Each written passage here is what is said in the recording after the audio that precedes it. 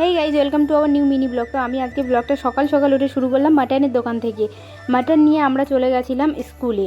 School ছিল সোনামার, রাখির দিন। রাখি ছিল তো কি হয়েছে, ওদিন স্কুলে আমার মামকে নিয়ে যেতে হয়েছিল, কারণ ওদিন ওদের এক্সাম ছিল। এক্সাম দিতে তো যেতেই হবে, তার জন্য ওকে আমি নিয়ে স্কুলে গেছিলাম। আর ও ওর পাপার সঙ্গে দাঁড়িয়ে দাঁড়িয়ে দুষ্টুমি করছে।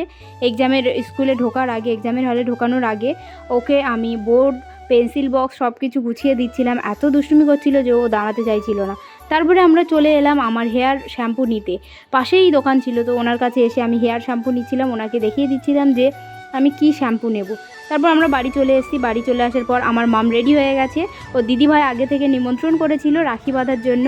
তো যেহেতু এক্সাম ছিল, এক্সামে সকালে বাঁধতে পারিনি, তার জন্য দুপুরেও দিদিভাই ডেকে নিয়ে গেল ওকে, যে রাখি বাঁধবে ভাই, চলে আসো।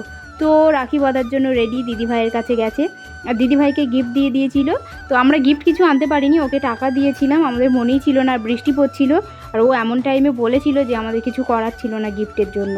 তারপরে ও রাখি বেঁধে দিদিভাইয়ের থেকে একটু মিষ্টি খাচ্ছে আর দুষ্টুমি করছে। তোমরা দেখতেই পাচ্ছ যে ও কতটা দুষ্টুমি করছে, দেখাচ্ছে আবার এইটুকু মিষ্টি আমাকে দাও, এই সাইডটা আমি খাবো। আর ও এই বছর প্রথমবারও রাখি বাঁধেনি, ও দিদিভাই এবছর প্রথম রাখি বেঁধেছে। এর আগে আর একটা দিদিভাই ওকে রাখি বাঁধতে আসতো। ওর নিজের কোনো দিদিভাই নেই, ওই জন্য কেউ ওকে রাখি বাঁধে না, থাকলেও হয়তো বাঁধতো না। তো পাশে বাড়ি বৌদির মেয়েটা ওকে খুব ভালোবাসে, ছোট্ট ভাই করে।